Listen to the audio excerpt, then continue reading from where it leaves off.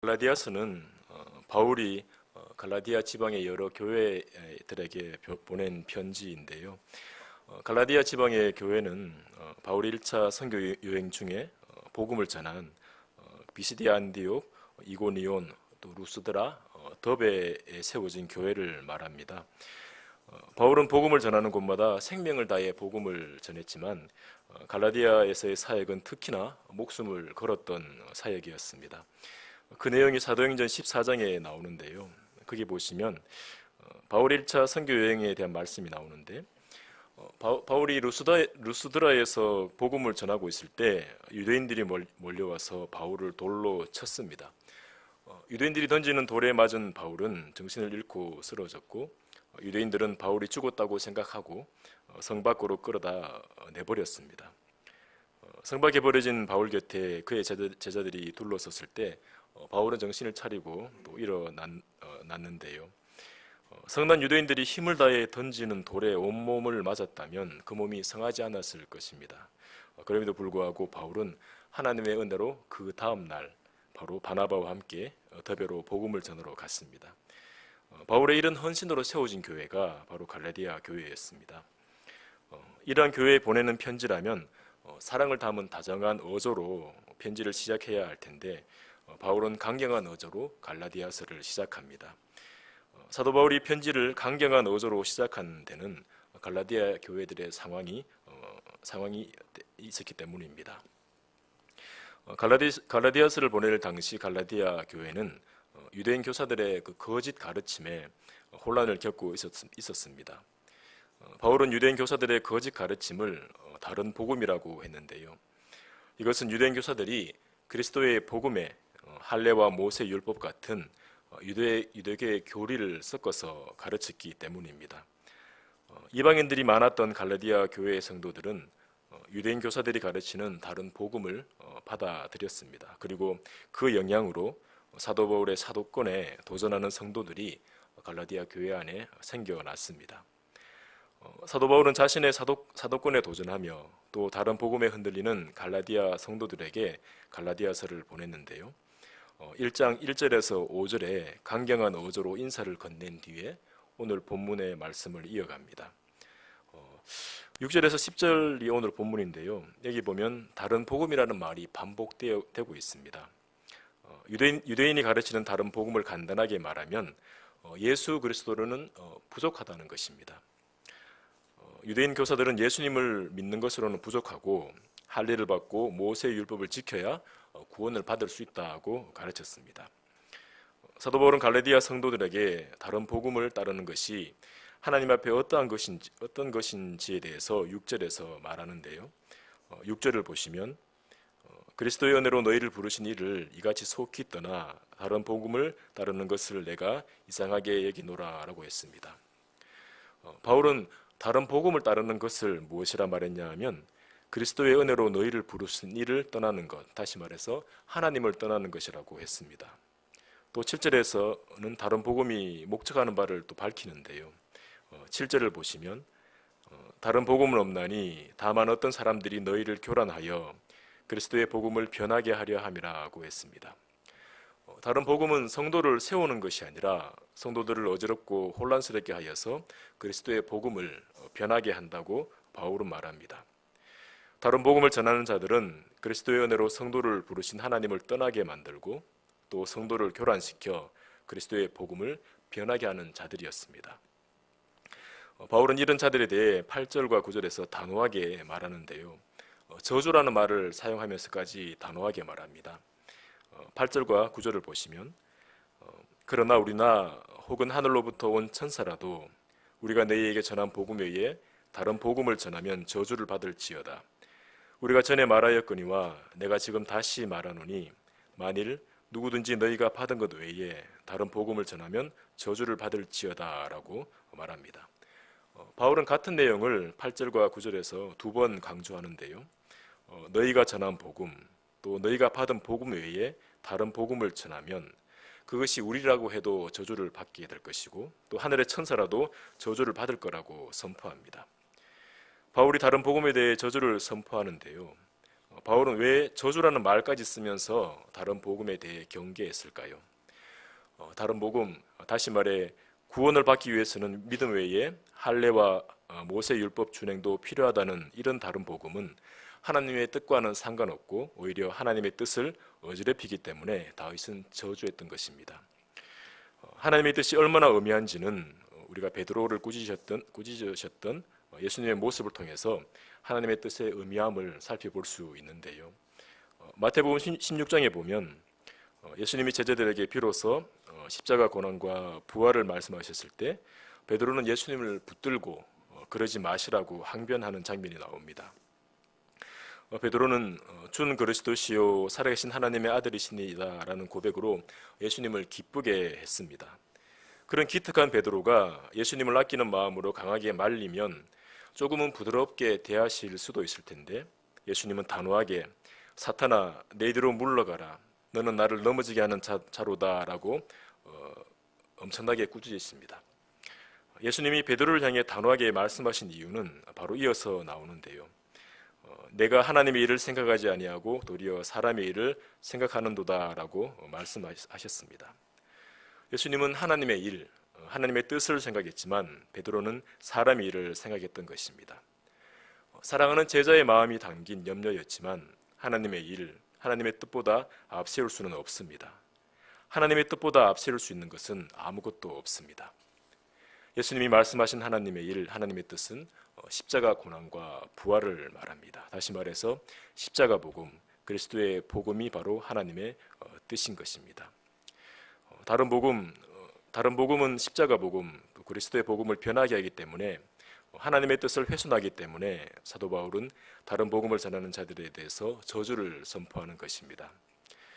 다른 복음을 전하는 자들에 대해 저주를 선포하는 바울은 자신이 하나님 앞에서 당당함을 10절에서 말하는데요. 10절을 보시면 이제 내가 사람들에게 좋게 하랴 하나님께 좋게 하랴 사람들에게 기쁨을 구하랴 내가 지금까지 사람들의 기쁨을 구하였다면 그리스도의 종이 아니니라 라고 말합니다. 만약 바울이 사람들에게 좋게 하는 자라면 다른 복음을 전하는 자들을 향해 저주를 선포하지 않았을 겁니다. 하지만 바울은 자신이 하나님을 기쁘시게 하는 그리스도의 종이며 하나님께 부름받은 사도라는 자기 정체성을 분명히 가지고 있었기 때문에 다른 복음에 대해 단호한 태도를 보였습니다. 바울이 그리스도의 종으로서 다른 복음에 대해 저주를 선포하면서까지 성도들에게 세우려고 했던 그 그리스도의 복음은 무엇을 말하는 것일까요? 사도 바울은 전문맥인 4절과 5절을 통해서 복음에 대해 말합니다. 우리 4절 5절을 함께 읽겠습니다. 시작. 그리스도께서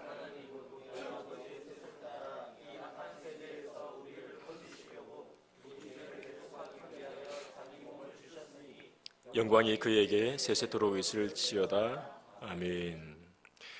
사도 바울은 갈라디아 성도들에게 그리스도께서 하나님의 뜻을 따라 행해 주신 일, 복음에 대해 말하고 있습니다. 갈라디아 성도들 중에는 이방인이 많았는데요.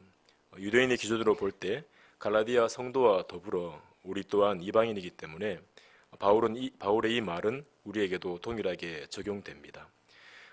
그리스도께서는 우리를 위해 자기 몸을 주셨다고 했습니다.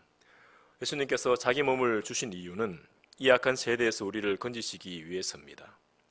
악한 세대에서 우리가 건진받기 위해서는 죄의 문제를 해결해야 하는데요. 인간에게는 죄를 해결할 방법이 없습니다. 죄를 해결할 능력이 인간 안에는 없습니다. 하나님은 인간의 죄를 해결할 방법으로 은혜로 대속의 방법을 사용하셨는데요. 대속이라는 것은 노예나 죄인을 자유케 하기 위해서 대신 지불한 값을 말합니다. 4절 하반절에 보시면 그리스도께서 우리 죄를 대속하기 위하여 자기 몸을 주셨다고 했는데요. 이 말은 그리스도께서 자신의 생명을 많은 사람들의 대속물, 우리를 포함한 많은 사람들을 죄에서 자유케 하시는 값으로 지불하셨다는 말입니다. 예수님이 우리 죄를 대속하기 위해서 자기 몸을 대속물로 주신 것, 이것은 쉬운 일이 아닙니다. 그것이 쉬운 일이 아니라는 것은 겟세마네에서 예수님의 기도하는 모습을 통해서 엿볼 수 있는데요. 예수님은 겟세마네에서 고민하고 슬퍼하시면서 기도하시기를 내 아버지여 만일 할만하시거든 이 잔을 내게서 지나가게 하옵소서. 그러나 나의 원대로 마시옵고 아버지의 원대로 하옵소서라고 기도했습니다. 예수님이 이렇게 기도하신 것은 곧 맞이하게 될 유대인의 갖은 모욕과 폭행, 그리고 살찜이 뜯기는 채찍질과 십자가 위에서의 극심한 고통 때문일 수도 있습니다. 하지만 더 근본적인 이유는 하나님과의 관계가 끊어지는 것 때문이었습니다. 예수님은 하나님의 본체로서 하나님과 동등함을 취하시던 하나님이십니다. 삼일체 하나님으로서 아버지 하나님과 형용할 수 없는 사랑의 관계를 갖고 계셨던 분이십니다. 예수님은 거룩하심이 무한하고 영원하고 불변하셔서 죄를 용납할 수 없는 하나님이십니다. 하나님이신 예수님이 우리의 죄를 뒤집어 쓰신 것입니다. 거룩하신 하나님이 죄를 뒤집어 쓰신 것만도 힘드실 텐데 더 견디기 힘드셨을 것은 아버지 하나님과의 완벽한 관계가, 형언할 수 없는 사랑의 관계가 깨어져 버린 것일 겁니다. 하나님과의 사랑의 관계가 깨어진 그 허전함에 더하여서 예수님은 사랑하는 아버지로부터 버림받고 사랑이라고는 찾아볼 수 없는 하나님의 저주와 진노를 철저히 받으셔야 했습니다. 예수님은 이것이 너무 괴로워서 겟세마네에서 뒹구신 것입니다. 예수님이 우리 죄를 대속하기 위해 자기 몸을 주신 것에는 이런 은혜가 담겨 있는 것입니다.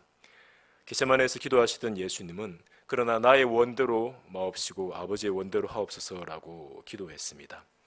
우리 죄를 대속하는 것이 얼마나 큰 고통인지 아셨지만 예수님이 먼저 구하신 것은 아버지의 원함, 하나님의 뜻이었습니다. 본문 4절을 보시면 그리스도께서 하나님 곧 우리 아버지의 뜻을 따라서 자기 몸을 주셨다고 했습니다. 너무너무 슬프고 괴로웠지만 그것이 아버지의 뜻이기 때문에 순종하신 것입니다. 우리를 구원하신 것이 하나님의 뜻입니다. 하나님은 우리를 구원하실 필요가 없는데도 우리를 구원하셨습니다. 우리는 죄인임을 부인할 수 없는 존재입니다. 우리 양심이 우리가 죄인임을 고백합니다. 우리는 삶 가운데 끊임없이 죄의 열매가 맺히는 죄인입니다. 거룩하심이 무한하고 영원하고 불변하신 하나님에게 죄의 열매를 맺는 죄인이 도대체 무슨 유익이 되겠습니까? 하지만 하나님은 언약을 따라서 여자의 후손 예수님을 보내주셨습니다. 모든 것이 충만하여 부족한 것이 없으신 창조주 하나님께서 언약을 따라서 예수님을 보내주신 겁니다. 하나님이 하나밖에 없는 독생자 예수 그리스도를 우리를 위해 보내주신 것은 이 또한 쉬운 일이 아닙니다. 독생자라는 말은 하나밖에 없는 전부라는 의미인데 하나님의 전부이신 예수님을 보내주신 것은 쉬운 일이 아닙니다. 쉬운 일이 아님에도 불구하고 하나님이 그렇게 하신 것은 바로 우리를 향한 사랑 때문입니다. 요한복음 3장 16절에 하나님이 세상을 이처럼 사랑하사 독생자를 주셨으니 이는 그를 믿는 자마다 멸망하지 않고 영생을 얻게 하려 하심이라고 하셨습니다. 멸망당해도 지옥 행벌 속에서 영원히 고통받는다 해도 한마디 불평도 할 수 없는 타락한 죄인인데 이런 죄인을 사랑하셔서 하나님께서 전부이신 독생자를 주신 것입니다. 죄인이 구원받는 데는 독생자 예수 그리스도시면 충분합니다. 전능하신 하나님이 전부이신 독생자를 주셨기 때문에 다른 것은 필요하지 않습니다. 하나님의 전부이신 독생자 예수 그리스도를 믿고 그분과 연합되면 다른 복음은 필요치 않은 것입니다. 사도 바울은 이 복음을 깨달은 것입니다. 그래서 6절 말씀에 그리스도의 은혜로 부르신 이를 속히 떠나 다른 복음 따르는 것을 이상하게 여긴 것입니다. 다른 복음은 필요치 않습니다. 예수님 한 분이면 그리스도의 복음이면 충분한 것입니다. 바울은 갈라디아 성도들이 이런 그리스도의 복음에 든든히 서 있기를 원했습니다. 바울의 이런 바람은 우리에게도 동일할 것입니다.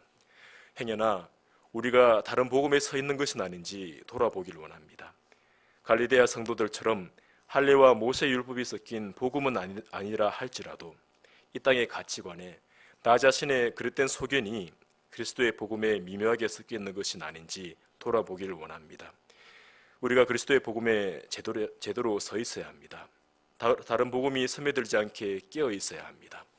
우리가 하나님의 말씀에 바르게 서 있을 때, 말씀을 묵상하고 배우며 나갈 때 우리가 그리스도의 복음에 바르게 설 수 있습니다. 복음으로 시작된 성도의 삶은 복음을 의지하며 살다가 하나님 앞에 서게 됩니다. 말씀을 통해 계속해서 복음을 배워가시길 바랍니다.